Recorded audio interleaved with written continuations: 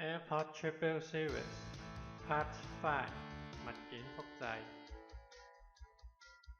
承接住上一段片完成咗樣板之後，跟住就開始進行複製啦。咁首先就要做咗個直膠帽先啦，將啲模型固定咗喺個底板度之後呢，咁就可以用啲 LEGO 啊或者用膠片呢，我嚟咗喺側邊度。搽好膠水黐住之後呢，就可以用嚿木頭呢紮住佢。咁大概1個鐘之後呢，咁乾好咗呢，就可以開始撈呢個直膠。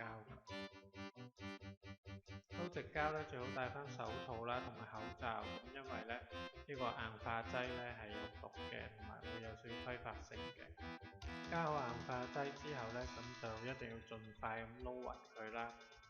一定要徹底攪勻，如果唔係呢，有部分嘅膠呢，可能就會凝固唔到嘅。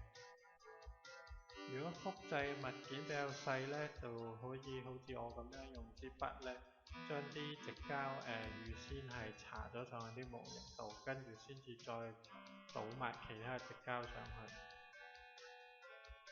去，咁就可以確保呢連啲仔細嘅地方都複製到啦。落完膠之後呢，可以啷下佢啦，同埋蹬下佢，等啲氣泡走翻出嚟。完成之後呢，咁等1日度呢就會乾。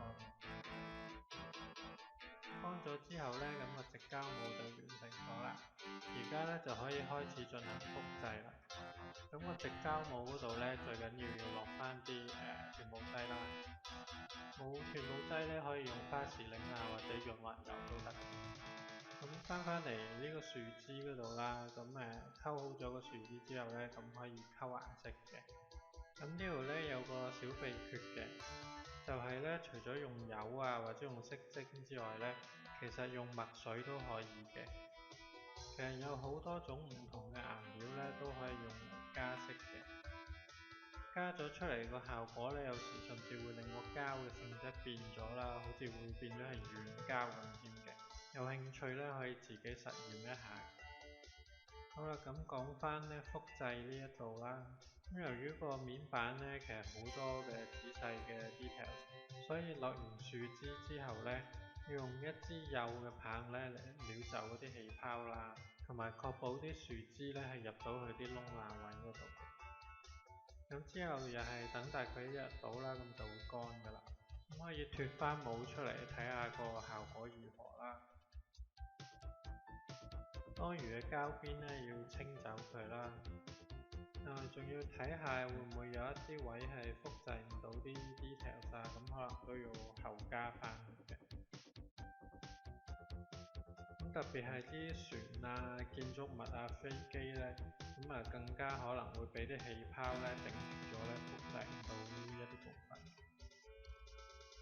完成晒之後，可以用個盒將佢哋分類備用啦。咁複製完之後呢，仲要有好多步驟嘅，譬如呢要打磨一下啦，同埋補翻一啲漏咗嘅位啦。而啲飛機啊、船啊、建築物呢，咁可能有啲部分俾啲氣泡頂住咗，複製唔到嘅。咁嗰啲位置呢，就要用啲筆地嚟填翻佢。咁今次我用呢隻呢係AB 泥嘅。乾咗之後呢，個硬度就同 ABS 一樣啦，咁就會比較夠堅硬啦。填嘅時候呢，填多少少都唔緊要嘅，因為之後仲會打磨。咁大概1小時之後就會乾㗎啦。咁嚟到最後嘅部分呢，要檢查一下佢哋個尺寸啱唔啱啦，同埋翻寬下個外形啦。咁每一粒呢，都要確保佢哋嘅高度呢係少於2mm 先得。另外就係確保個底呢要平啦。咁確保外形同尺寸都啱之後呢，咁就到最後啦，就要喺每一個物件嘅底部呢鑽翻一個窿嘅。咁呢個窿嘅作用呢，就係喺安裝嘅時候呢注膠入去，個作用呢就好似樁柱咁樣，等佢安裝得穩陣一啲嘅。咁所以呢，除咗喺啲物件度鑽窿呢，喺個底板都要鑽翻窿嘅。去到呢度呢，咁所有物件都差唔多啦。